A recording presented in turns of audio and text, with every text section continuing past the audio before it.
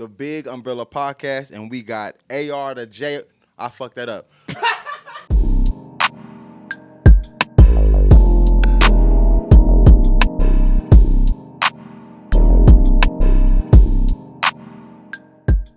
He going. I'm gonna just run the shit back.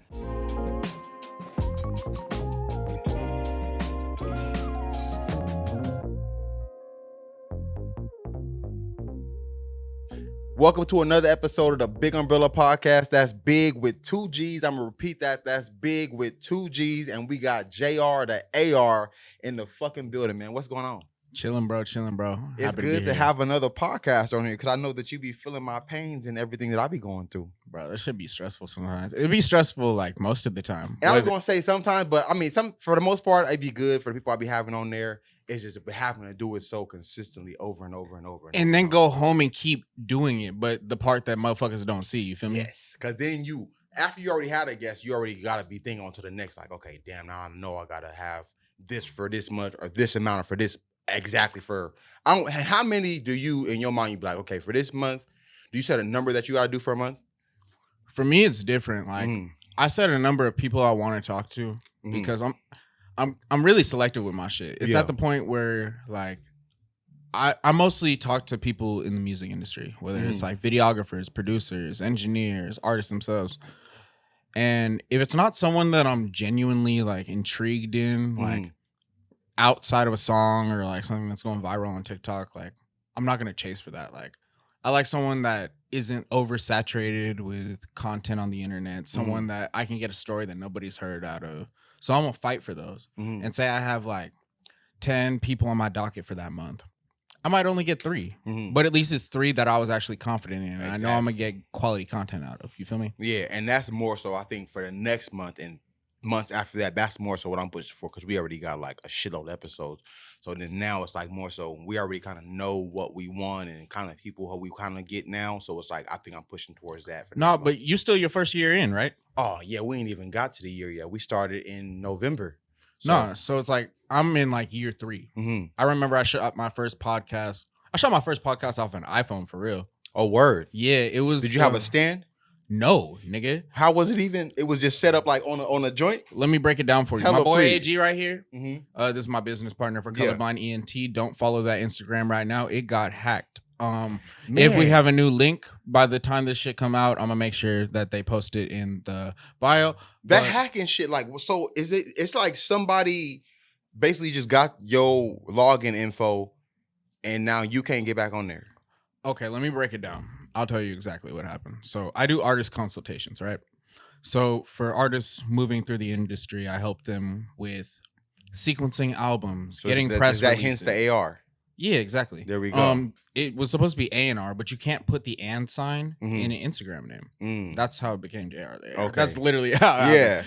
But yeah, so like I offer a bunch of different services, whether it's linking with producers, music videos, press releases, album 90-day plans, whatever that particular person needs, I can handle that for them. Exactly, I can make that shit happen. So there was this guy who reached out to me. He's like, yo, I'm trying to book a consultation with you.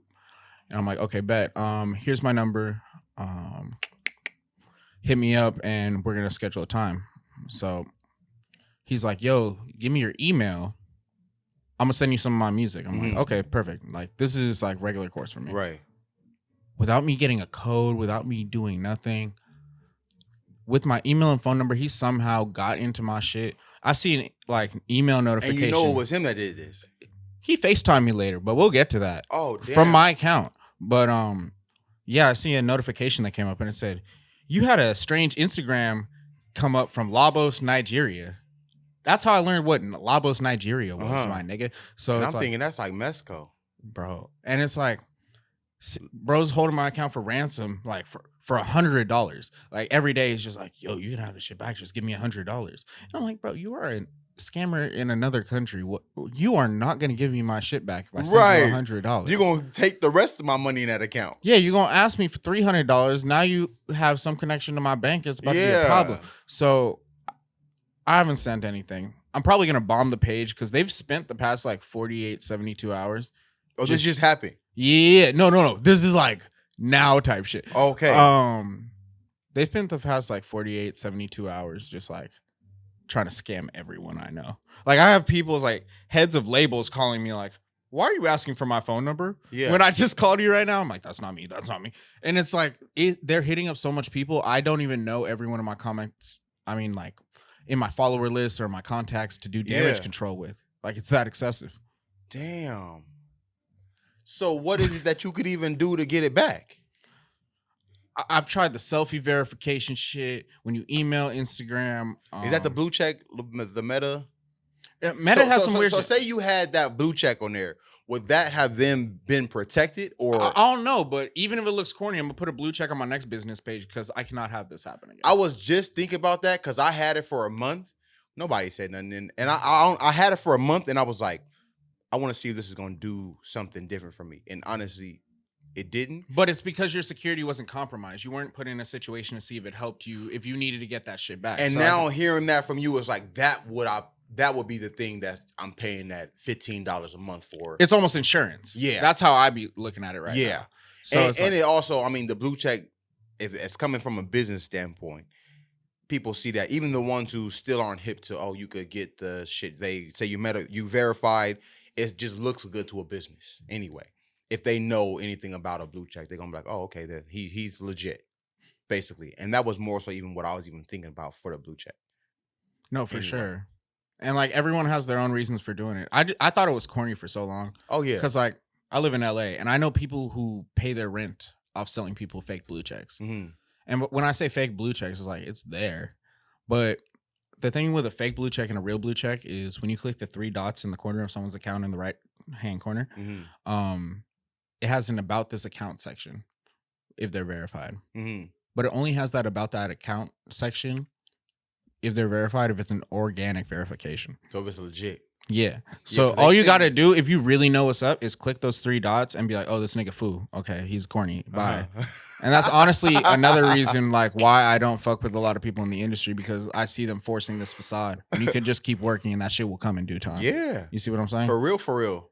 And I haven't been doing this shit for long, but just seeing the progress that I even been seeing from this podcast, I'm like, damn, that shit.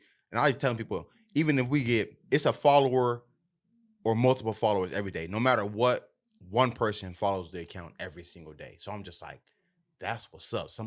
People is actually really tapping into this podcast. And I'm like, that's dope. And then like I starting the clothing with the merch and shit, to actually see it on clothes, that shit is major. I know like you started your own shit. So like seeing your own, like something you had in your mind turn into like the real deal is major. No, for sure. Like when I see like Lil Xan in music videos and shit wearing my merch, it's like, oh shit. Word. Yeah. Like that's someone I've known for like 4 years on some random shit, just through like mutual friends. Like, I remember when I first came to LA, it's because like I have a lot of family out there. My dad was a famous photographer before he passed, and he worked with everyone from like Oprah Winfrey to Kobe Bryant to Bill Clinton to Muhammad Ali. The list goes. Oh, we going way back. Way back, bro. Like the day I met my dad, I also met Oprah and Tavis Smiley, like in a big white room eating dinner that was actually really terrible. The food was mid as fuck, and I wouldn't have served it to people of this caliber. But how old were you when you met your pops? That's a lie. The first time I met my pops, I was 5, and it was, you know, Mission Valley. It was in that Denny's parking lot. He came to give my mom some money, and then he did. But it was like a 3-minute interaction, so I don't even count that. The first time I met my dad, this nigga flew me out to LA, and I was mad as fuck because why the fuck are you sending an 8-year-old by himself on a plane when this nigga don't even know you? There's so many problems. And this is before cell phones were really a thing. So I just had to navigate through LAX. And hope as an 8-year-old. And just hope bro was like, there to pick me up and be like, hey, meet me here, and I hope I could walk to gate C and know where to go and shit like that. Exactly. So fucking I link with him and he's like, yo, you're gonna go on a run with me. We're going to work. And mind you, this is you at 8. You remember Tavis Smiley? He was like a late night talk show host. I was just about to say. Like a black late night talk show host. Yeah. So my dad at the time was shooting like BTS for the Tavis Smiley show. That night? Yeah. So damn. I went there, I watched the live recording, and that's when we had dinner with Oprah and Tavis Smiley. And mind you, I'm not even tripping off these niggas. I'm meeting my dad for the first time. For real. Right. So That's like, more important. Exactly. And it's just like at this time, like I'm living in a shelter with my mom and my little sister. Like I'm a trench baby. I don't have time to be starstruck. I'm just happy to be having a good meal. Fucking, I got off that fucking plane. The plane ride was trash, bro. I remember there was this white dude next to me, and he went out of his way to just talk my ear off. Let me know the velocity we're going. Let me know how high in the fucking air we are and how fast this fucking plane is going. That is not easing shit, bro. If anything, it's raising my anxiety. Like, damn, wait, we going how fast you said? It fucked up. Yeah. I remember I got off the plane. I'm kissing the dirty ass airport concrete. You're like, I'm just glad we made it. Exactly. I'm back on Earth, nigga. Like, this fool had me fat fucked up. Yeah. But, what part of you grew up in San Diego? I grew up in Dago, yeah. And what part of San Diego you grew up in? It was pretty nomadic. Like I said, I spent a lot of time like as a homeless youth. So like my family was in a bunch of different places. Like I was in 5 different elementary schools to put in perspective. Nye, Wegeforth, Limerick, Schweitzer, Fletcher, Foster. And I'd say around 7, my mom met my stepdad, and that was like the only stability I had in my life. So they were together from like 7 to 12, went to Lewis Middle School. And I was a square bear, I'm not gonna lie. Like my cousins, they were like Pyrus over in Skyline. Fucking my mom didn't let me see them much for that reason. And she's like, I don't want you to get involved in that type shit. Yeah. And it's like, honestly, I was chilling. I spent most of the time with my grandma. She got me in like Boy Scouts and like piano and a bunch of random shit. Just to like keep you out them streets. Exactly. And keep me out of my house because my mom's kind of wild. So it was a chill point in my life. Like my stepdad, he was kind of a dickhead, but it was more because he's on that like real conservative, union working engineer type shit. Like he was stressed all the time, like, but he was bringing the bread home. I can't really fault him too much. So they fall out. At the time, my mom's like really sick. Like her diabetes hit. She's having aneurysms, like a bunch of different shit. So she can't work. So we're just hopping. Diabetes hit like a mug, man. And black people are unhealthy as fuck, man. You know, and that what like you said right there, like they'll say that's genetics, but it's not really genetic. It's just bad habits. How long black folks and minorities been eating fucked up. So it ain't really genetics. It's just been eating so fucked up for so fucking long. You see it year and year, generation after generation. But once you start changing that fucking healthy habits up, you're like, oh damn, it actually wasn't genetics. We was just eating fucked up. Have you ever went to a family barbecue and watched them be health conscious about anything they put in the potato salad or on the ribs or anything? Hell no. Make the Kool-Aid, whatever the fuck. No, bro. They putting love in that bitch. Yeah. You feel me? No. Yeah. And like you said, they now thinking about, oh, I think we might have put too much salt. Like, it might need some more sugar. Exactly. It might need some more We need salt. to salt up these greens with a fucking turkey leg sitting out the side of this bitch, bro. I got the hog head cheese right here, bro. Who fucking with the chitlins? Exactly. Like, bro, I can't do no fucking chitlins. I love chitlins. My family stopped doing that shit years and years ago, especially when motherfuckers is cooking that shit. Oh my God, I can't even be in that fucking house when they cooking chitlins. When they cleaning chitlins, fuck no. I can't do it. See, the only place I can accept like chitlins being cooked is like my grandparents' house. For the that's sole fact that like those are smells that were incorporated in my head when I was like 2-3 years old. So it doesn't really bother me. I feel you. But usually like I haven't had chitlins in a minute. You remember Huffman's over in Skyline? Yeah.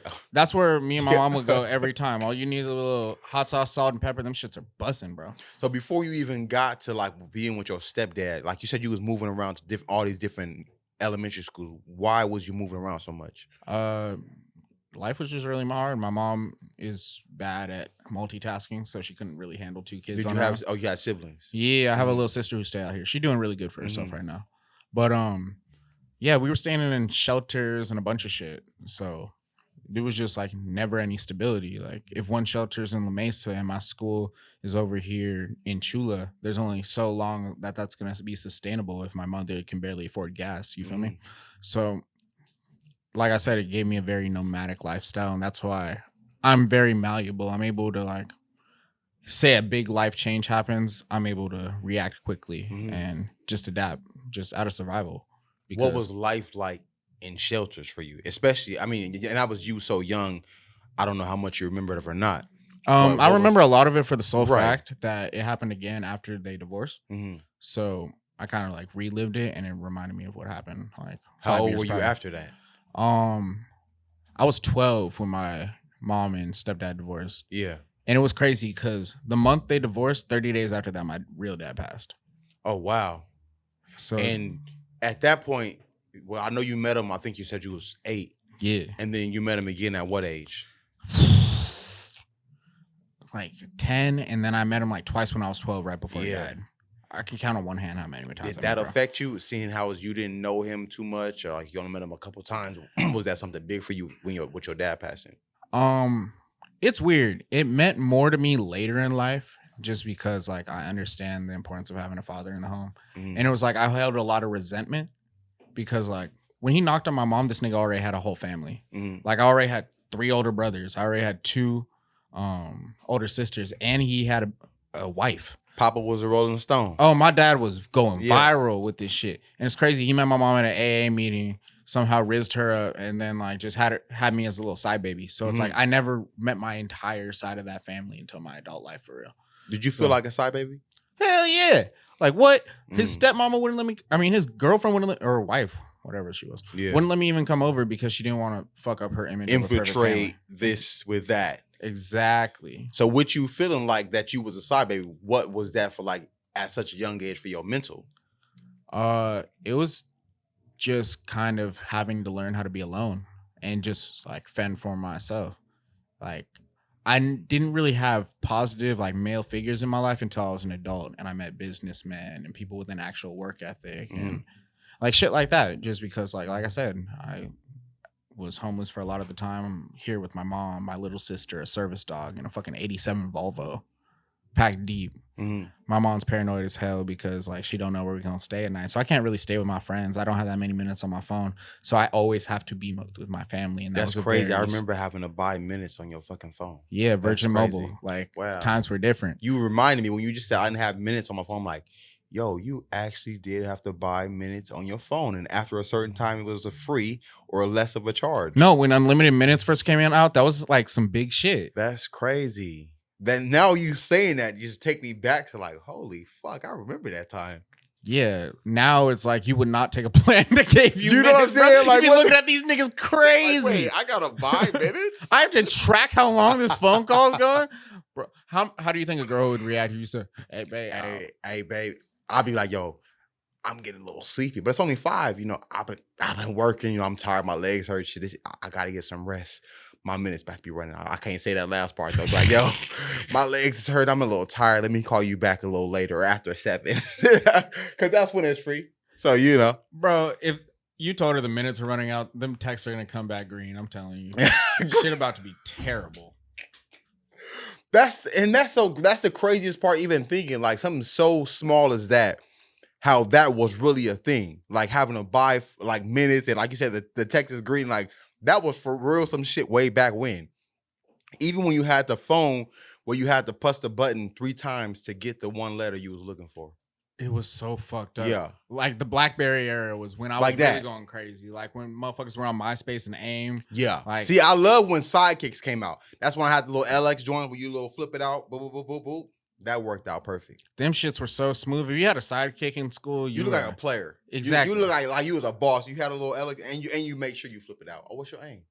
Mind you, I didn't know how to dress until like 16, 17 years old. So I was looking gumpy as fuck, but I still had a sidekick. There you go. And they was on there. Oh, he got a sidekick. Shit, he doing something right. Exactly, bro. But back where was I? Oh yeah, we were homeless in the car. Fucking dad passed away. That sucked. And then I don't know. I was just like on some real like fuck it shit. Like I was going to school, but like I hated it. I remember one day in particular, I was going to Patrick Henry High School, and my mom, like on some super paranoid shit, because she suffers from a lot of mental disorders.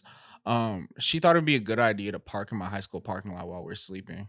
So I wake up to like my homies and like people I know watching me and my family homeless passed out in the car in the parking lot of the school. And I just remember that being one of like the lowest moments. I feel, especially in high school, motherfuckers, they gonna roast the fuck out you in high school. Like they be talking that shit. I mean, unless you just got homies that like, oh nah, I get it, you know. But bro, it's such a public affair. Even my homies couldn't shield me for some shit like that. And it's just like I went through like a really bad depression. It's just like I was a 5150, tried to kill myself while we were in a shelter. Word. Yeah, and at that point, my mom's like, we need to find another solution for you, because even before we get past that, what is like the point that you felt like I need to kill myself that is that bad? I remember this shit so vivid. Okay, we were at this shelter. I think it's called the Azuna House. It's over downtown, over on 6th or 7th. It's a building with these big red letters. I'll never forget it. And a lot of people think it's a hotel. No, it's a homeless shelter. It's a 30-day inpatient program for women with children. Mm-hmm. And that was the most fucked up, knowing that this was such a temporary solution. And How so old were you? I was 15 at this time. No fucking way. Yeah. So it's just like, yo, my dad's gone. My stepdad don't fuck with you. We're at this bum ass facility. The food's terrible. Like, it was like fucking jail food, bro. Like mush and shit. They have a bedtime. Like you said, it's damn we have to feel be like jail. Yeah, we had to be in the facility at a certain time. Or you're not getting in. Exactly, bro. And then it was just like, yo, I can't keep doing this. Like, I remember arguing with my mom. She's like, you smell like weed. I come out to school high as fuck or whatever the be. And it's just like, bro, like, do we really need to argue about this? We have bigger things to handle. Like, right. I'm stuck in the car. It's like, bro. weed is the last thing we should be talking about. I understand, you know, my mom, you got discipline, you want me to do it the right way, but we got a lot of other issues within weed. Exactly. So I kind of told her I would like crash out if we didn't figure something out. I was like, yo, I really thought about just taking one of those jump ropes and just like rigging it on the shower head and then just getting the handle and fucking tying a square knot. Did you ever try it? Yeah. And you had it around your neck? Yeah. And how did you get out from it? I'm an idiot and I put on a weak ass shower head and the fucking bar fell off and I just tried to hang myself and it just dismantled and I bust my ass on the floor of the bathroom. And after you did that shit, did you ever think like, okay, I'm not going to do this again? Or you was like, I'm going to fucking try it again? It was more like, I'm not going to risk this not working again. And then me injuring myself more and being more mad at myself. Because that is just, it's just so stupid. Like, I was just mad at myself. I was like, yo, you can't, it made me more depressed. I'm like, you can't complete a simple task, like just fucking offing yourself, you fucking moron. So, after I told my mom that, I went into an inpatient program. Like, that's what a 5150 is. It's like suicide watch. And that's when I realized I wasn't like that bad. That was the first time I sat there, because I used to be such a woe is me ass nigga. What does that mean? Like, oh, woe is me. Life is so hard. I don't know why I'm getting the cards victim that I've been dealt. Yeah. But it's like, you walk into a facility with people who are really going through, and you're going to hear some stories that are going to put shit in perspective. Like, oh shit, right? I didn't go through that. So it's like, okay, I think I'm doing a little better then. It's like talking to girls who put a knife inside their dad for trying to rape them and shit. Like, when I hear shit like that, it's like, okay, it could be worse. So I was supposed to be in there for 72 hours. They left me in there for 6 days. I swear to God, all I did was talk to the staff, talk to the people in these dorms. Because honestly, as crazy as they were, they had some interesting ass stories. And they were non-problematic to me. They were more tripping on the staff members. And I played hella Scrabble, bro. He's a hella Scrabble. Bro, I swear to God, I put in at least 40 hours worth of Scrabble in those 6 days in that So you facility. got real in tune with some vocab. Yeah, bro. And I think that like helped my vernacular and how I talk moving forward. Just being locked in with nothing else to do but play with words. And then after that, we found this group home that happened to be like 3 blocks on the same street down the hill from the shelter we were staying on, but it was a permanent facility. The thing that was fucked up is my sister was 10 at the time, and they only accepted kids that were 14 and up. So it's like, if I moved in here, like, I would have to be away from my sister. In the grand scheme of things, I didn't give a fuck. I was like, I'm about to smoke myself, so it's better that I just be out the way for a minute. From her anyway. Yeah, and focus on myself, and I'm gonna make sure you're good in due time. So fast forward, I move into this facility. This is like the level right before juvie. Let me just put it like that. To put in perspective, this facility, I'm not even going to say their name, got closed. I mean, yeah, it got closed by the city of San Diego because they laundered like they stole like $5.4 million of donations from everyone from the city of San Diego. Our allowance was $6 a week. What the fuck are you gonna do with $6? You go up the street and this is $6 for your whole family, or $6 per person? No, just for me while I'm in this group home. I'm the only one here. My family not in the picture anymore. Okay, they're still in the car at this point. Okay, so $6 a week. Yeah, you get your $6 a week. You go up the street. You get your carne asada fries, and then you're done. So, and that's for one day. Yeah. Because Conasada fries ain't even fucking $6. But bro, how long you expect me to save $6 a week? Right. How long are you saving $6 a week if that's all you had to work with? Right. Even if you had to go, you had to get water, you got to get some tissue, like you want me to wait a month and a half for a t-shirt, bro? You know what I'm saying? That's like that's crazy as shit. Yeah, and their way to like justify it was having us in like job skills courses, life skills courses, and that's how I learned how to make a resume and fucking construct a cover letter and present myself in an interview. And honestly, those were really good things that I apply in my life to this day. Yeah. To the point where I was working like 3 jobs my senior year. But it's like, that was a nice little finesse to pocket 5 M's. You feel me? Shit. And like you said, I think, and them teaching them skills, like you said, in the end, it did end up helping you because it's like, now I do know that. But looking back on it, it's like, damn, $6 a week. Just thinking about the money shit is just like, that shit is crazy. Yeah, I was like, that's a jug. And with you being so young, how did that affect you having to damn near raise your sister? That's the thing. At that point, I couldn't. Mm-hmm. She was in the hands of my mom, still stuck in the car. And I just had to pray for a long time that she'd be good. Mm-hmm. She stayed in that car until I was like 19. And mind you, me and my sister have different fathers. Mm-hmm. So I remember I was drunk at my crib one day and I called her dad. And I was like, how's it feel knowing you have a whole ass house and you've already housed 2 daughters of your own, but you seem to neglect the third? And that simple conversation was enough for him to like put shit in motion and like act like an actual father. And fast forward, my sister's doing great. But shit, I forgot the question. No, I think I just asked about you having to basically raise your sister. Oh yeah, like in the early years when we were staying together, like in the whip, like yeah, it was fucking stressful because she was just sad all the time, and it's just like seeing a sad, emotional 10-year-old girl who's first starting to have periods. And you're shit. young. Yeah, and I'm young as fuck. I'm going through my own shit. Like, it's a lot. But what got you through the other side? Honestly, I met some really good homies in there. And then once I got expelled from my first school, I was on some fuck shit while I'm there. I'm not gonna lie. I went to Mission Bay and I met a lot of really good people, from my business partner to a lot of close friends I have today. So that taught me how to make family out of the people around you. Because sometimes blood's thicker than water and water's thicker than blood. And time and money will show you that more than anything. But yeah, honestly, just double downing on my work. Like I remember I was working at Ghirardelli Chocolate over in the gas lamp, like at 15 with a fake worker's permit. Damn. Then when I got expelled, they fucking sent the notice that my worker's permit was fake, so I got fired from there. Then I was working at SeaWorld. That shit was fun. People be talking shit on SeaWorld. SeaWorld was paying fucking $550 over minimum when I was 16, bro. SeaWorld was turned. They was giving you that bread. And to put it in perspective, this was like 2012. Minimum out here was like $775 or some stupid shit. And they were giving me like $1350. So like, at that point. Yeah. Bro. And they'd have me over like the intercoms. Like, and the thing is, when you work at SeaWorld, you have to use like branded language, like talk, like water shit, aquatic shit.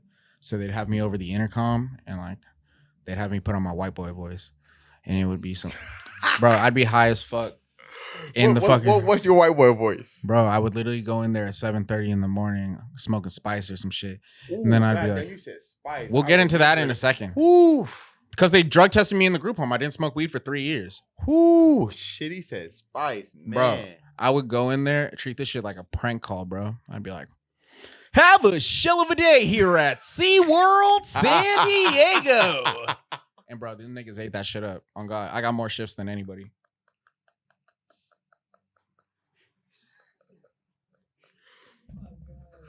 SeaWorld San Diego. You didn't hit that shit like me. Come on.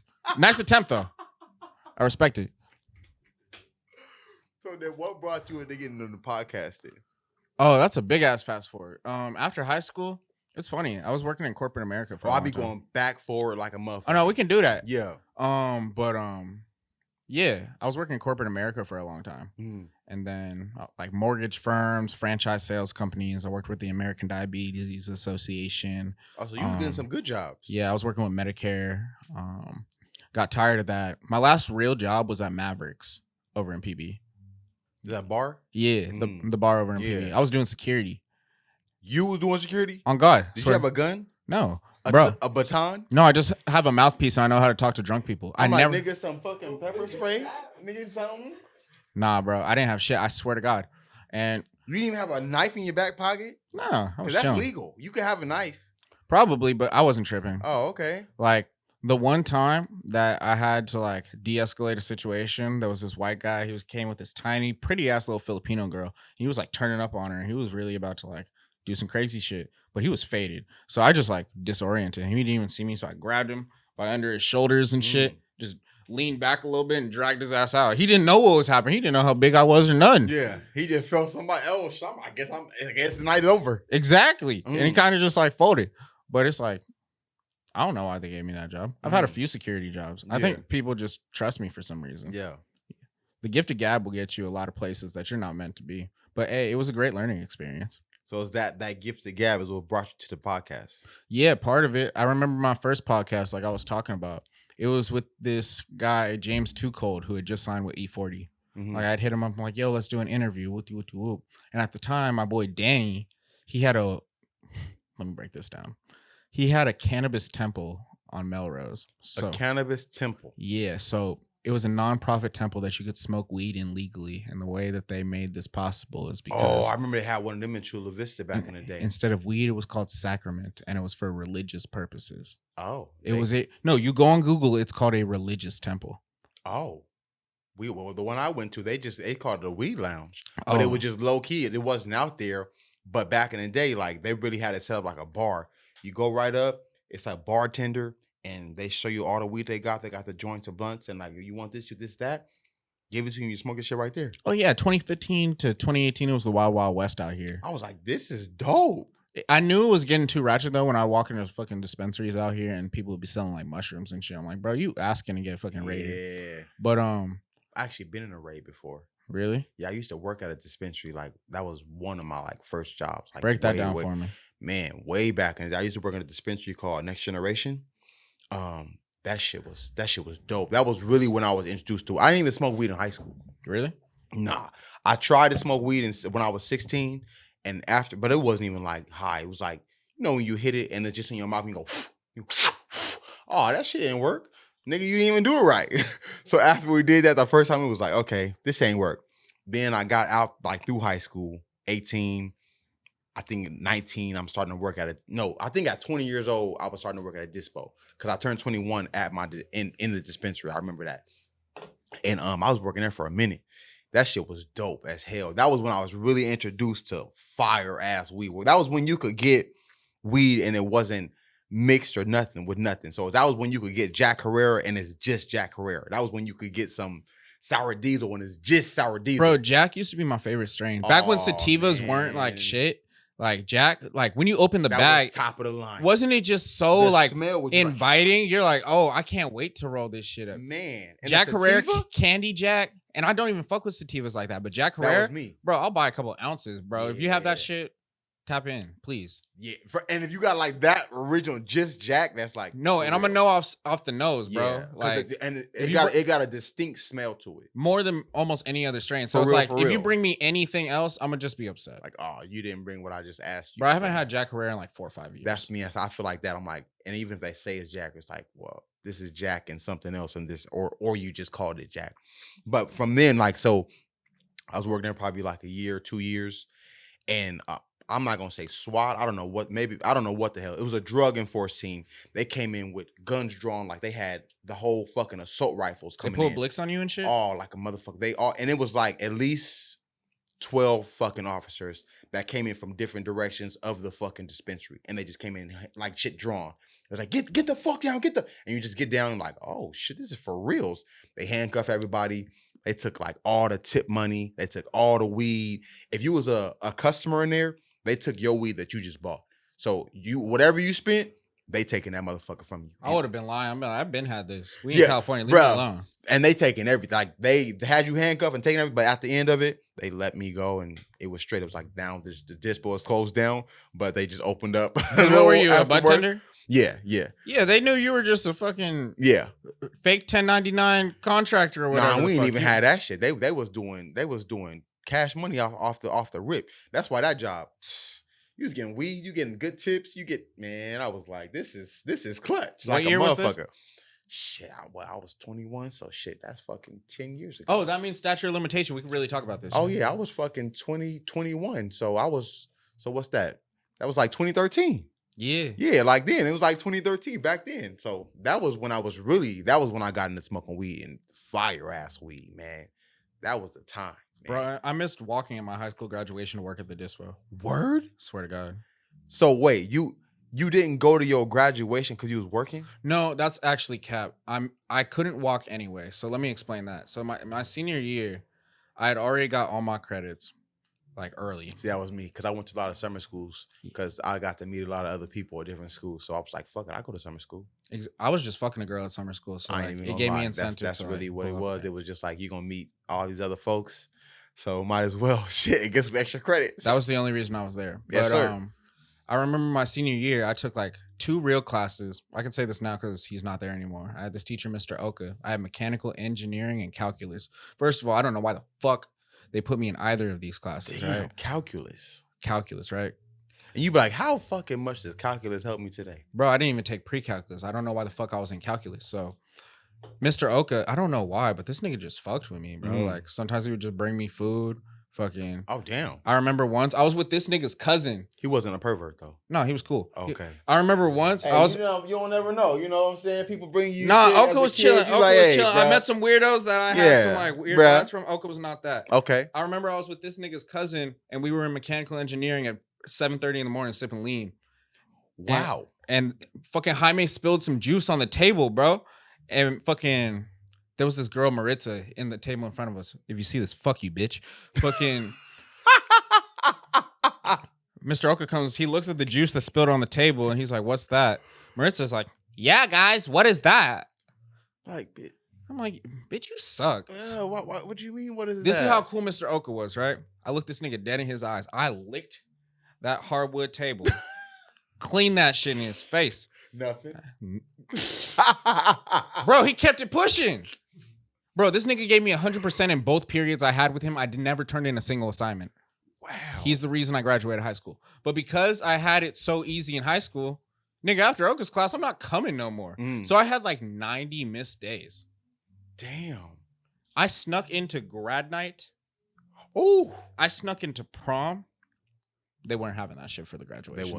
They wasn't found to let me walk. They're like, you just finessed your way through high school, nigga. But you still got your GED. No, I got my diploma. Oh, okay. No, I just couldn't do the walk with the cap and gown and shit. No, I went to college right after that. Oh, okay.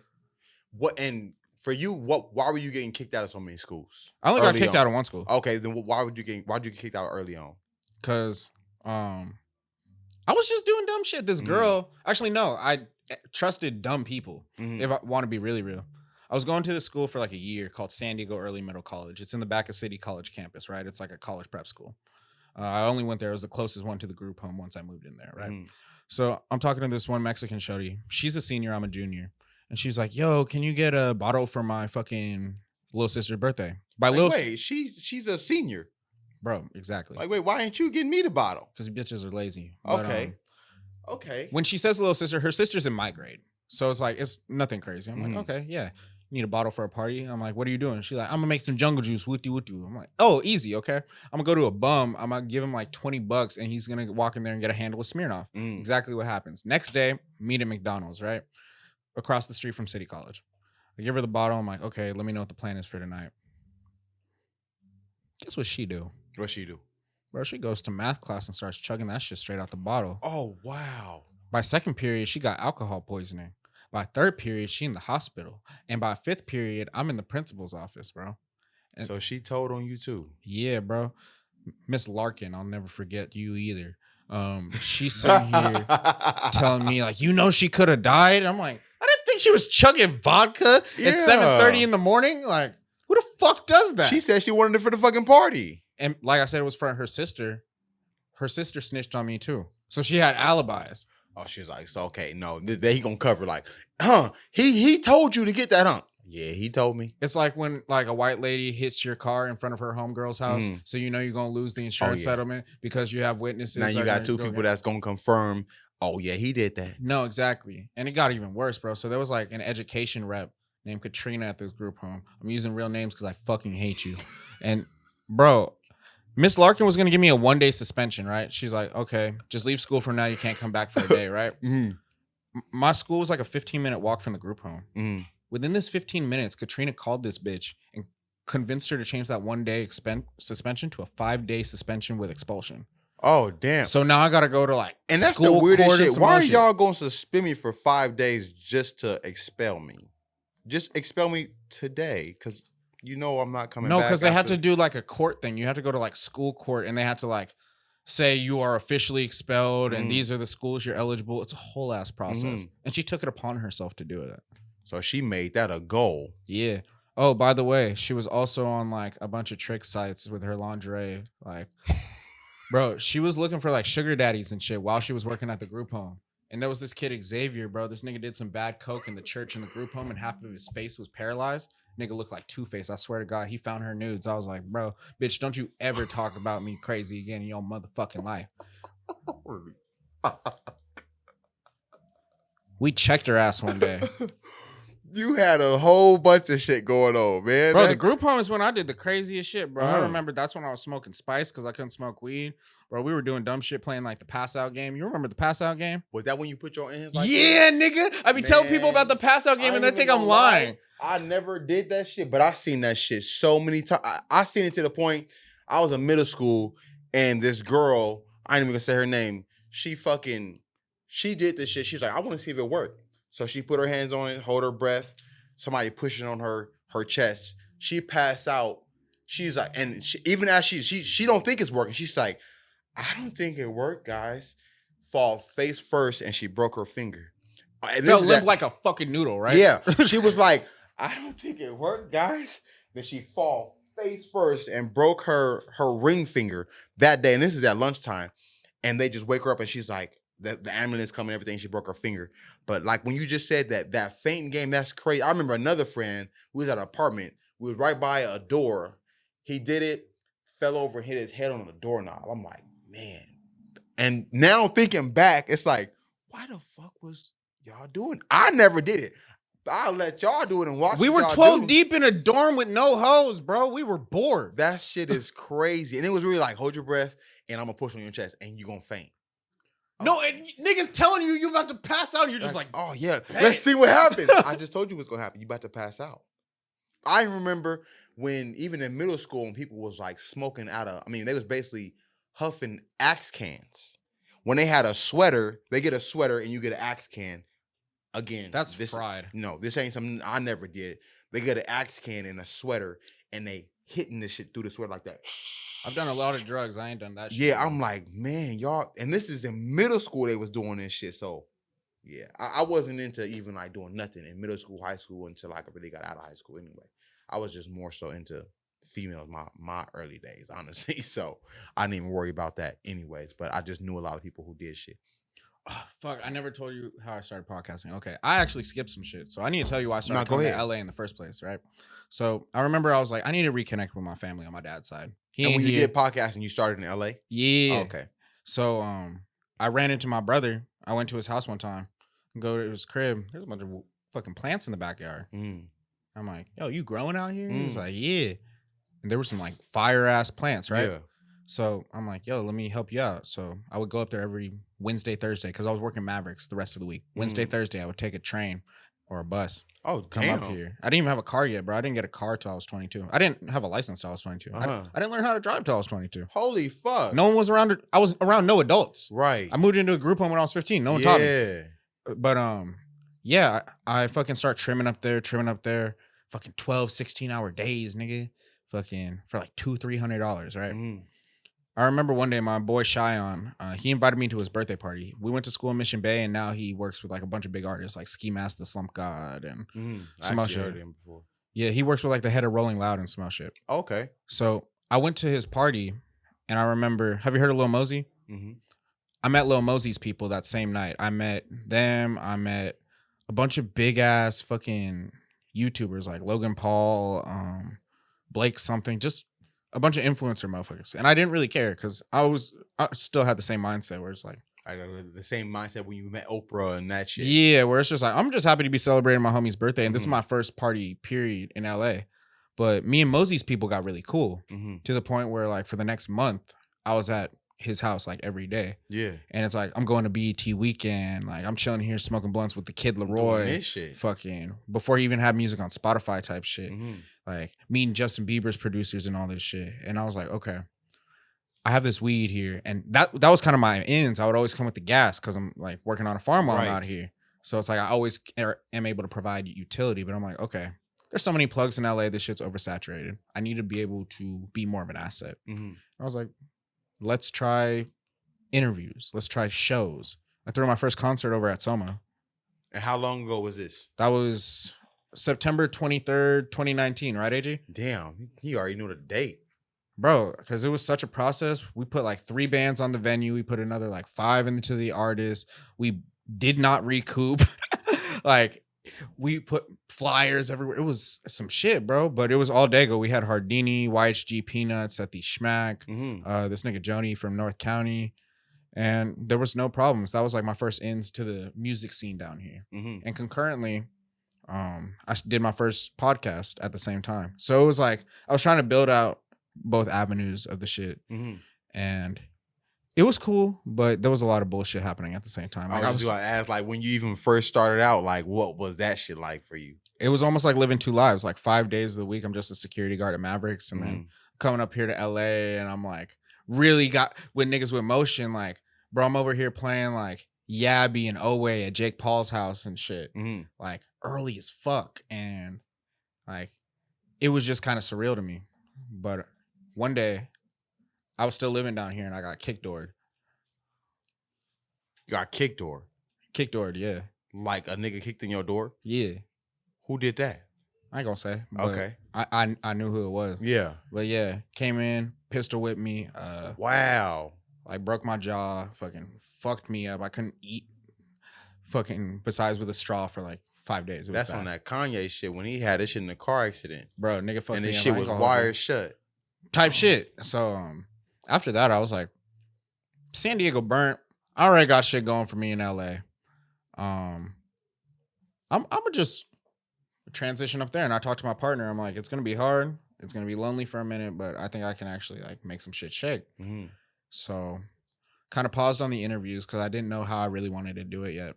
And I started taking photos. And like my first 3 months, I'm in the studio with Southside from 808. I'm shooting like Wiz Khalifa's Halloween party. Like I'm in these circles. I'm like, okay, this is cool. This is cool. We can actually do something with this. How were you even being introduced to them circles? Cause like I just be partying and I'd be meeting niggas and then we become genuine friends. Okay. And then now that I have a camera, yeah, bro. Like I remember like my boy Quad, he did a whole mixtape with Wiz Khalifa, and it's like when that album release party came out, it was nothing to get us on the guest list and shit. So like people really be showing genuine love a lot of the time. But yeah, the biggest thing for me was always being able to provide value and not just be a nigga standing around. You know what I mean? What's been some of the hardest aspects of you creating a podcast? From the podcast perspective, because since I moved to LA, it's been a little bit of everything: artist management, A&R work, podcasting, and it all intertwines. But the podcasting thing is, like I said, getting the guest I want, because I'm at a point where at first I was just trying to work with anyone who wanted to work with me. And that's how you should. You need to build a foundation. You need to build a catalog. You're going to show people what you can do from this and like, oh, okay, so he actually can do this, that, and the third. Exactly. But it's like, I come from the perspective that if I'm going to be talking to someone that 3 other people in my general field are talking to, I need to either have different questions or do it at a completely different time period, like re-rock it. So it's a completely unique thing. Otherwise, I'd rather get for the higher hanging fruit. I'd rather do some shit where niggas might flake on me 5 times. And I don't even take it personally because I know what I'm going to get out of this once it's done. Yeah. I know how it's going to look on my catalog, on my resume. And I know how fulfilling it's going to be for me at the end of the day, knowing that I was able to secure that shit. Yeah, that's for real. And that when you say that kind of reminded me like when I had an interview with Kiko, because he even afterwards, he was telling me, he was like, I ain't going to say what interview he was on, but he was like, when I went on this other interview, that shit, I wasn't even feeling. I was like, I know, I kind of tell from when I saw you on that interview, you wasn't acting the same how you was on here. He was like, nah, I just wasn't the same. So what, like, I kind of got that same feeling for you. Like, it was like legit how he felt on the interview. So that was pretty cool. Anyways. Because if I'm going to come with my best energy. Like, he already went on another interview, but he came on mine, and I'm like, oh, this was different. So I'm like, this was cool. Like you said, I got to come up with something different, questions or this.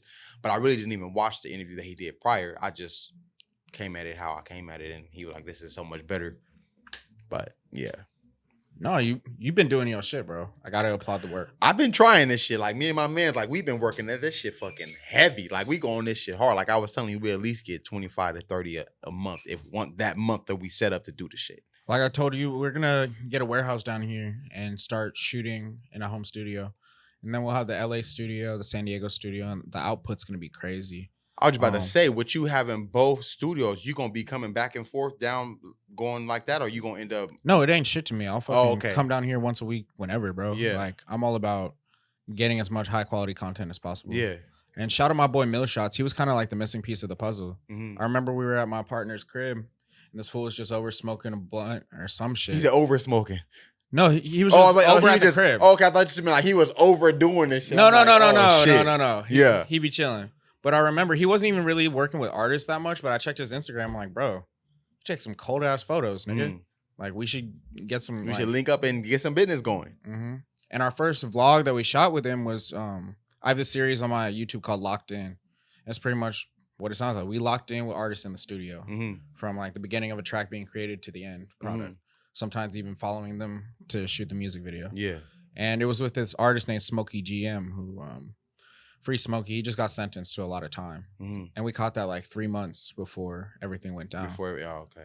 Yeah, and from there, like so many different artists, Young Who, Keek, Yabby, KT Foreign, Sethi, Lil Maru, the list goes on. But I made sure, regardless of who I was working with in LA or elsewhere, because I have vlogs with like J.O. Felony, DJ Quick, fucking Lil Xan, 1000 Band Fonny, fucking Hitmaker, Cash Page. Like, God damn. But it's like, I get more enjoyment out of the shit that comes out the city, if I'm being completely honest. So for you, like you just named a couple of names. I know you asked me earlier, what has been your favorite podcast or somebody you had on, if you could think of that? Oh, for sure. I have a couple. It'd probably be my boy HBK Joshi. You need to check him out. He's from LA. He's about to go crazy. I think he's about to go on tour with Kaylin. She a rapper, right? Female. No, Kaylin for real. He's an R&B singer. Oh, okay. I thought you said Caitlyn. No, Kaylin. Oh, okay. Bro. I'm gonna have to put you on, bro, hard. But probably him, just because it was like a real genuine conversation. That just felt like talking to the homie, honestly. Yeah. And that's when like I feel like the best free flowing shit is. Yes. And then I had this guy from Texas. Shout out my boy Bo Bundy. Bro, that was just probably the most hilarious conversation I've had on camera. That dude, was he a bigger dude? Yeah. He said something about, did he say his dick didn't work? Yeah, you watched that clip? Yeah, he said something about his dick not working. I don't know, talking about cocaine. Yeah, he was telling me why he don't do drugs no more. He's like, I was doing too much coke and mixing it with gas station dick, rhino pills, and my dick stopped working. I was like, and then you were just saying like, yo, whole dick don't work? He's like, yeah, that's when I stopped. I'm like, oh, well, I guess a nigga dick stopped working. And that's what I'm saying. Like, I couldn't have forced that moment. I couldn't have, like, tried to weed that out of him. So it was just so organic when I was... Yeah, because after you even, like, he repeated, like, yeah, my dick wasn't working. He wasn't like, oh, I slipped up and I probably wasn't supposed to. Like, yeah. After that, he's breaking down. He's like, yo, it just happens, bro. You start smoking some weed, and then you want to take a beer, and then you want to do some coke, and then you want to fuck a fat bitch. And I was like... Oh, all right. I guess that's how it went down for you. But I feel like a lot of people have those nights. You feel me? You know, I ain't gonna lie. Drugs ain't never been what called my name. Oh, not even like drugs. Just getting really inebriated and like waking up with someone that you wouldn't have otherwise. Oh, I'm sure that's been. I got homies to this day that still do wild shit like that. But yeah, so no, definitely I know exactly what the fuck you're talking about there. I feel like I'm that homie. But yeah, I've never done coke or anything too. My dad was smoking a rock, nigga. See, I got family members, so I know exactly what you're talking about. Because I got family members who was like doing that way back in the day and still do it to this day. But remember, I was telling you, my dad's working with like real corporate niggas. My dad was hitting the Pookie and then shooting like the Grammys and shit. My dad was on some different shit, clearing like $250,000, $500,000 a year on crack, nigga. And they wouldn't even know that he was on this shit because he was able just to maintain. Exactly, bro. Was fried as fuck, really collecting bags. Did your dad inspire you to get into the entertainment world? Yeah, because he showed me like if you have enough initiative and just like force yourself into situations and have high quality content, bro, you can monetize whatever you want to do in life. Because like I said, he was able to work with like all these motherfuckers smoking crack, bro. And that's why I always think in my head, I'm like, bro, you can't work less hard than a crackhead. You Right. feel me? And them motherfuckers gonna work hard. Depending on the crackhead you're talking about. See, have you ever done Adderall? No. Okay. Adderall, it's funny because that's like that one drug that they'll never tell you about in school because it would just sound too good. Hey, don't fuck with this shit. It's gonna keep you up and then you're gonna be focused and studying, nigga. And that was supposed to be for kids who like what they call ADHD. Yeah. Bro. What they call. Exactly, bro. Because that's why I said that. It's not like a real disease that spreads, bro. There's not all these new ADHD ass attention niggas. deficit. All right. So No, so he just don't want to pay attention in school, so he needs his medication. Bro, I did Adderall for the first time for my ACTs. Did splendidly. And for the studying. But the thing is, I'm like, yo, I've never done uppers like that, but I'm like, this is probably what like meth feels like. So I don't like it. I don't like the fact that I can't just turn it off. Like when I'm tired of being on weed, I go to sleep. Yeah. You know what I mean? Weed is nothing crazy. Exactly. If I'm too drunk, I'm gonna pass out on a couch or somewhere, wherever the fuck. Adderall, you're done when it says it's done, bro. So it's like that. Yeah. And how many of them pills do you have to take for it to be going for that long? See, I remember I was taking someone else's script and it was like a 30 milligram extended release, meaning that it would kick up slowly over the period of like 2 or 3 hours. And then I would take that at like 7 in the morning when I go to school and I'm up to like 4 in the morning the next day. No fucking way. Swear to God. Damn, so that was an all day thing. Yeah, bro. It was a commitment. So if I was doing Adderall, it was with a purpose. It's not like I'm just doing Addies to do Addies. Like, no, if I don't do Addies, I'm probably going to fail this fucking class. So I need to get my shit together. And how old were you when you was on that? The first time was like 17. Like I said, like SAT type shit. And then I did it for like, it was so funny. I did it when I was like 20 in college for this history class. And then I let this nigga copy my paper. So I got a 0 because of plagiarism. Oh, fuck. And I've been off that shit for a week, bro. My brain was fried. I felt like a filing cabinet, bro. I had no emotions. I was a robot. That shit is crazy. So wait, so what did he get? I don't give a fuck. I didn't ever talk to him again because that was the last day of the class. I never saw this nigga did he again. pass and you got the fucking plagiarism or it was... No, we both failed. Oh, okay. Yeah. I thought it was like they just got you and was like, oh, well, you've been cheating. No, because I didn't care what happened to him, bro. You could have scrubbed it up a little bit more so it wasn't completely obvious. You just fucking copy and pasted my shit, you burn ass. And to this, so now kind of going back to this day, have you ever felt them feelings of suicide now? Oh, yeah. And what do you do to stray away from it? I work through that shit and remember what I told you, it could always be worse. Like I have my health. I got my Tesla out there. I got a good ass team. I got people who actually care about me. So it's just like, that shit would be selfish and it would be goofy. You feel me? Like, so during them dark times, you do got people who you could be like, yo, I'm feeling this, that, and the third. And they there for you, or it's more so you got to handle it on your solo shit. Bro, if I'm tired of everything going on in LA, I've had both of these people at different occasions house me for like a week, even though I didn't need it, just so I could like be away from everything else going on. So like, yeah, that's never been really an issue. It's more like an internal battle. Like, for example, like, not going to say any names, but I built up a top 5 artist that came out of San Diego in the past 2 years to the point where it's like platinum selling artists are trying to sign him, all this shit. We fell out and he made a rift between me and a lot of the city. Where it's like some people just genuinely don't fuck with me anymore. Some people, I'll retweet them, try to show them love. They won't retweet it, but they'll like it and hit me in the DMs. Like, it made a lot of strain. And with my company, Colorblind ENT, I've always been about building San Diego up. So when one internal dispute led to like a butterfly effect of conflict that compromised how I was able to build with the city, that shit broke my heart. You feel me? Because I'm not doing this shit for money. Like, my page is like 20, 30 subscribers from getting monetized. So it's like, at this point, it's been a labor of love. So I had to really get myself out of that funk because like I was in a really, really dark place. What even caused the rift? If that's something you could even speak on or not. I can only say so much because there's legal shit involved. But motherfuckers lying on me. One thing I can say is the CEO of the label that he signed to called me a couple of days ago and told me the liaison from the label who told me I was fired and that bro didn't want anything to do with me. He got fired because he had been lying about a bunch of stuff, like internally with other label affairs and the stuff that had happened with me. Yeah. So a lot of it was people lying on my name to a ludicrous degree because they wanted other people in my position. There's a lot of politics, especially with certain races of people in the hip hop industry in the West Coast. And I'm choosing my words very carefully. Yeah. But yeah, like now I'm cool with his label, cooler than they are. Like internally. Right. Like he hates it there. He's trying to buy out of his deal. He don't have the money to buy out of his deal. And it's like, that's really sad because I made sure it wasn't a big deal. Some free game for artists who are bubbling. If you're making less than like $20,000 a month off your music, which usually equates to like 4 to 5 million streams, if you're getting your Sound Exchange, your ASCAP or BMI, your DistroKid, all of those revenue streams in total. Take the lowest deal possible because at the end of the day, a deal is just a glorified loan with perks. So say I'm gonna sign you right now, right? Like, nigga, I'm fucking with the Bigg umbrella podcast, nigga. I'm gonna sign you to a 360, nigga. I got you $250,000 right now, but I own the IP. Exactly. I own irrevocable rights to all of your merch. I own the trademark to the Bigg umbrella.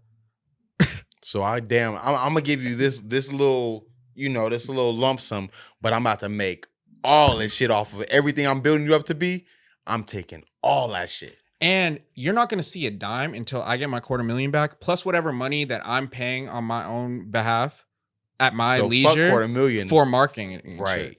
So say like I gave you the $250,000, but in reality, to make your shit profitable, I'm gonna have to put another $350K. Right now, you need in debt $850. Yeah, you $800 in the hole off of, and I gotta make all that back from all the shit that you bought from me, basically. And you don't own your shit. Yeah. You can buy it back, but first you got to get out of $600,000 worth of debt. God damn. See, so it's like, that's why I tell people to scale shit up. Like, don't take $1 million deal unless you really, really think you can make $1 million back. Because like, if they put these resources behind you and your shit doesn't scale upwards, you still owe the motherfuckers money. What got you into working with artists? It was organic because, like I said, through the vlogging and shit, I already met a bunch of artists. And then, like, I guess it started like ghostwriting for bitches. I'm going to be completely honest. I was like, during COVID, I had a bunch of different ways I was making money. And one of them was like writing whole fucking songs and albums for girls. And you never thought about being an artist? Yeah, I did. I have songs on my phone. But after a certain age, you have to realize it's a young nigga game. And if I can develop the next talent up instead of trying to start my shit at 26, I would rather do that because it's more realistic and it's going to be a better investment in my half. I would rather put $20,000 into the next 17, 18, 19, 21-year-old kid than into myself because he has a longer shelf life because I'm 26. If I take him at 19, where can he be by 26? That's how I think about things. So you spoke a little bit earlier. You do have a Dago top for you as far as artists go? How many you want? That's up to you. Top artists I fuck with is people or top artists I fuck with musically? Musically. And is it my opinion or your like opinion. The power rankings? Like, that's your opinion. Because I could tell you who is the hottest in the city objectively. But if it's up to who I really like, Flashy B is one that you need to check out. He fucks with the CA.Wres a lot. He got a tape with Young Who and Yabby called Foot Friends. He dropped this new tape recently and he has this song called Yes Sir. I just posted it on my story today.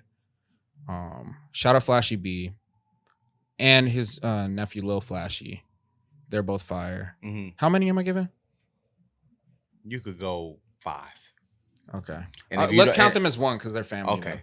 Okay, I got Flashy and Lil Flashy. I'm gonna count the CA.Wre gang as one too. Keek and Yabby. Is that fair? That's fair. Because I feel like their impact is like intertwined with one another. For sure. As far as influence, I'd put them at number 1. Everyone's saying feats because of them. You feel me? Yeah. Like no, they've influenced too much of the culture for them not to be the most influential. Yeah.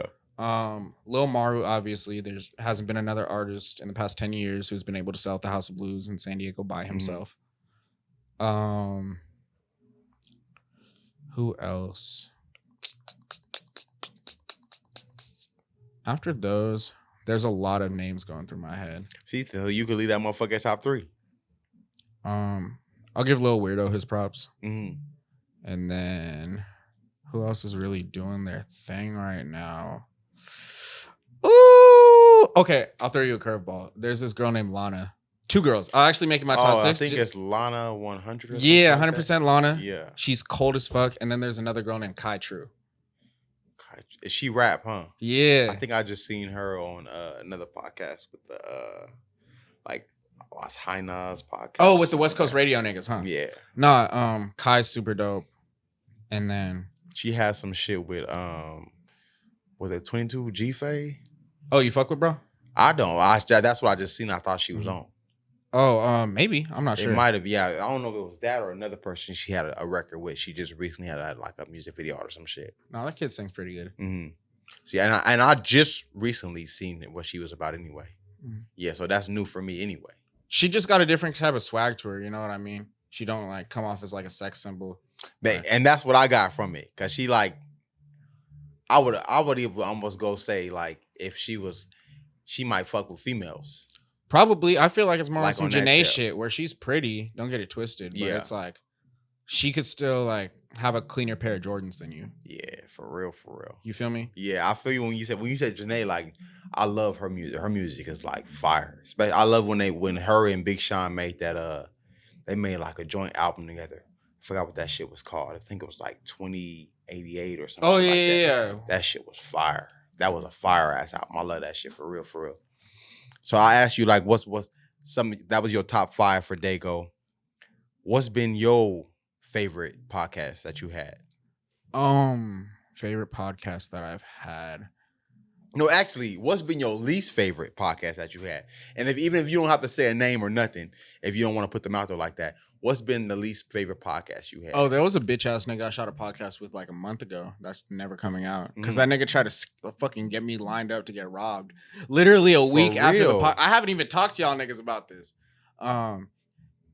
He came on with another person in the music industry. And he was capping throughout the whole podcast. It was the most awkward podcast I ever had. And then a few days later, he hit me like, "Hey, bro, I just got robbed." And mind you, he's not even from out here. But he was like, "Yeah, I just got robbed. Whoop. Fucking, I was on La Brea in Crenshaw at a Bank of America at 10:30 p.m. Some niggas just ran up on me." I'm like, what the fuck are you supposed to do? That sounds like self-sabotage. I'm like, yo, what happened? Like, how much they hit you for? He's like, "Bro, I need like 2,500 right now." From you? Yeah. And we have a mutual rapper homie. So I'm like, okay, let me see what I can do. So I hit my rapper homie because I'm like, this nigga has more money than me. So realistically, I'm not pulling out 25 for this nigga. Even if I had it, like I don't have it to. This is a mistake that was kind of self-inflicted. So there's only so much I can willingly help you with. So I called my boy. I'm like, yo, has Woot talked to you about this? He's like, on God, no, he hasn't said shit. Fucking, he said he's trying to get in the studio later. Woot. I'm like, oh, what? I bet. So like 2 days later, fucking, he's talking to his manager. Like he calling my artist homie's manager, like, "Hey, bro, I just got robbed. Whoop. I need some bread. Whoop. Wow. Trying to do the same shit to this nigga, bro. And it was just like, okay, cool. Like I'm not even gonna like make a scene out of it. I just can't fuck with you, bro. Cause it's like you can't just pull some grimy shit like that on me. Oh, 100. I've been done so dirty where it's just like I could see a finesse from a mile away. Has anything ever gotten physical for you in a podcast? Physical? No. Yeah. I've never even had a podcast that got negative. Even that was my worst one. It was just awkward. Like, shit. I can count on both hands how many fights I've ever had in my life. The last time I had a fight, it was over a pound of mids in a Home Depot parking lot down in Point Loma. How'd that fight end for you? Nigga ran off into an alley with my pound of mids, and I owed this white boy like $450. It was really fucking annoying. Holy fuck.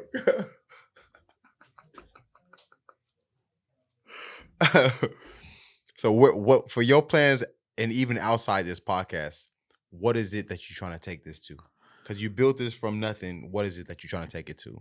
Bro, I'm just trying to show motherfuckers it's possible to break it out the city and really like transcend San Diego and then bring everything that you get from outside the city back into it. You feel me? Mm-hmm. That's always been my mission statement at the end of the day. So I'm just really trying to enlighten the rest of the world on everything San Diego has to offer. That's why I was super happy to pull up here. Like I'm trying to like get these San Diego media platforms going as much as possible. Like I said, we're gonna open the studio soon, so I'll have my own base of operation for podcasts, content, photo shoots, all that shit. You'll be able to book our photographers, videographers on the website, engineers, producers, whatever you need. And that's within the next like 90 days. That's like short-term plans. Long-term plans, bro, I'm trying to get a venue out here. I'm trying to get a venue so I can actually throw events, like something that's covered by the city. I'm trying to get, I'll have a studio at some point, but long-term goal is having a studio that is for at-risk youth, that is incentivized by the school district. So like if students keep a certain GPA, they can record here for free. Oh, that's dope. And then the school just pays the engineer and like the upkeep fees for the space. You feel me? Yeah. And if we can get that already established by donations, I already know a few people with hedge funds. And I got some shit in the works. That's all I'm gonna say. I'm not. Yeah. I try not to say too much because sometimes I speak shit out of existence. So yeah, I'm trying to really just push the city as much as possible and empower the youth because shit, I remember when nonprofits would come into my group home and just like help us out the strength, how much that shit meant to me. So it's like, bro, now that I'm in the situation I'm in, it's only right that I pay it forward. Right. You know what I mean? Does Dago fuck with you? A lot of Dago fucks with me. I'd say the majority of Dago fucks with me. Yeah. There's certain people in Dago who are really clicked up. So it's like, I understand where it comes from. Like I said, I have issues with the top 5 artists in the city. So that comes with a lot of headaches. But besides that, no, because I've always put everyone onto opportunities, especially people that I'm not making a dime off of. Like, I've only made money off one artist when I've worked with over 30 at this motherfucker. Like that? Yeah. And that was after a year of just building him off the strength. And how long you say you've been doing a podcast? Like 3 years now, man. And from the 3 years of you starting out and looking at it now, what can you take from that? I can take that the growth is beautiful. It was never no viral hit. It was never anything crazy like that. But you see the growth from the production value to the thumbnails to the quality of our guests we're getting onto the page. Like I said, I shot that first one. Oh, we had to drive to the IE to that Crip stripper party. Oh, I forgot to finish that story. Remember we were at the Weed Temple, right? Bro, this nigga flakes on me. He's like, yo, I'm at this party over in the IE trying to pull it to Riverside. And mind, we had a whole fucking camera set up over here. And this nigga drove up from LA. I'm like, fuck. I'm like, bro, I'm not going home without this interview. Pulled up to the Crip stripper party, went up to one of the rooms. Some bitch was passed out on the bed, kicked her out. Got that content, bro. What the fuck? I really could care less sometimes. If I bust a mission somewhere, bro, this shit gonna happen. I gotta happen if I'm busting a mission. And like, I still had I think I had like 300-400 followers. So that nigga didn't even follow me at the time. But I want to say like 2 weeks ago, he actually tapped in with me, bro. And he was like, yo, I see your motion. I'm really proud of you, gang. What you whoop. Tap in whenever. It's green. And it was kind of like gratifying. It's like, okay, cool. Like, because you see the work you've been doing too. Absolutely. And it's like tangible results. Like we've thrown shows. We've vlogged nationwide tours. We've fucking worked with some of the biggest artists in the game. So it's like, now it's just refining the process so that we can make it a household name. That's my goal. Or not even a household name, but have a core that supports everything. Exactly. Because that'd be my biggest thing. I just want a core group that just supports you. Almost like fucking Beyonce, how she got the Beehive and all that. Like people got their shit like they got a group that support anything they put out. I tell artists all the time, if you can get 1,000 people who will buy whatever you put out, you won. You winning. Like a motherfucker. Look at someone like Tyler, bro. This nigga would drop socks when we were in high school and shit. And them shits would off the shelves, nigga. You saw everyone in cat t-shirts. You had to really think. And these shirts weren't cheap. They were like $20-25 a pop in a Zoomies. Yeah, because I remember Future and all that shit when they had all that shit going, like for real. That was when it was like tough. And then he kind of did his own thing. On God. And that was the first time I saw an artist merch everywhere.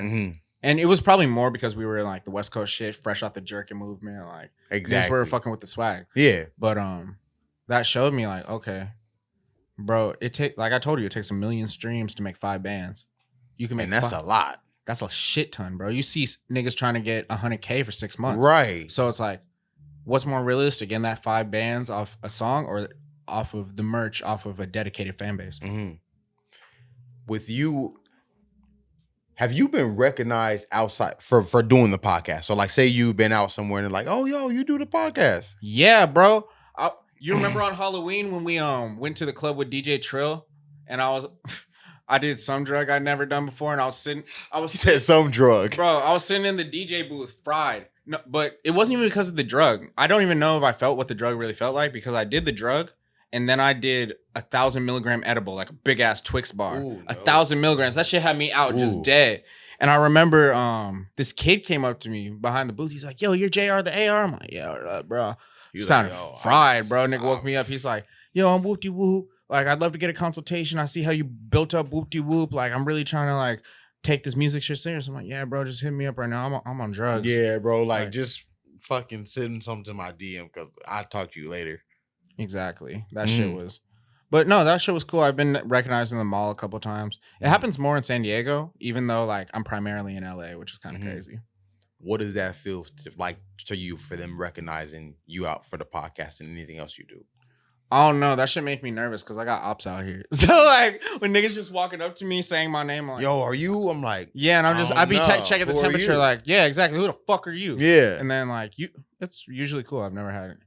Even with all the spunk I've had with people, like no one's ever pressed me to my face. And that's how I know it couldn't be that serious. Exactly. If nobody's really pressing your face, then how serious are we really talking? Yeah, bro. I was at Sneaker Expo with some niggas who really claim they don't fuck with me, and all I did was walk past and fucking act like they didn't see me. It's like, okay, that's probably better for the both of us, huh? Exactly, because now who knows where it would have went if you would have acted like you wanted some funk. So for those who tapping into this and want to see it, what else you got going, let them know how they can reach you, anything they can look up, anything you got new coming out, anything like that. Follow everyone on my team, Mill Shots, Lex Photos, Official AG619. Get them before you get me. Once you're done with that, JRtheAR. Do not follow Colorblind Entertainment. That shit is hacked. Put on post notifications for me and the team. We'll let you know when the new page is up. Should be up before this podcast, hopefully. Fingers crossed. Going on tour with Phoenix Flexin from Shoreline Mafia and EBK Young Jock next month. Oh, damn. We're going to be shooting for O3 Greedo, Peso Pluma, Snow the Product. He out of jail? Yeah, Greedo out. O3? I got that interview lining up too. Word. I told you I got some shit on that. That's crazy. Shout out Picasso, man. Shout out Picasso. That's all I'm going to say. But, yeah, bro, just a lot of shit. The facility, we got new clothes coming, like whole collection. I'm excited. That's actually why I want to bring you to my boy Hate Society store over here, because we're gonna be doing a lot of shit with them moving forward. You might actually see some pieces here in the next couple months. So for sure, stay tuned. Yo, what's the address here? It was something 37. What's the address here? University. Just look up Hate Society. You're going to find that shit. There you go. He lets you know it's right on there. University, City Heights. I love that you shouted out your team, like you said before, everything, because, like, that's for me, my same thing. Like, my shit would not even be possible without my guys. So I feel you on how you shout your team before you shout out everybody. Like, before you even fucking follow me, follow my team. Yeah, bro, because I like that. I get stressed so quick, bro. Ask this fool. I get mad so fucking quick. Like, say we're throwing a show. That whole day until the show is actually completed, I'm a dickhead. But it's just because I'm so like micro managing everything, focusing on it getting done. If I didn't have other people to like carry some of that weight or finish things that I couldn't do at that level, like I will never be as good as a photographer as Lex or Mills, like on God. And they're an invaluable asset to the team. So it's like I always try to make that known as much as I can. Like, you need a good foundation around you. You need a good unit. Otherwise, like, the ship's going to sink, bro. Without the good foundation, that shit's going to crumble. Yeah, you can't build a house on mud, bro. Exactly. And with that being said, it's been another episode of the Big Umbrella Podcast, and it's a wrap. Yes, sir. Hit my link tree. Buy my hoodies. He let you know. There you go. I appreciate you, man. I love gang. Thank you, man. Well, let's get some tacos, nigga. Can we really get some tacos? You trying to get some tacos? Let's get some tacos, nigga.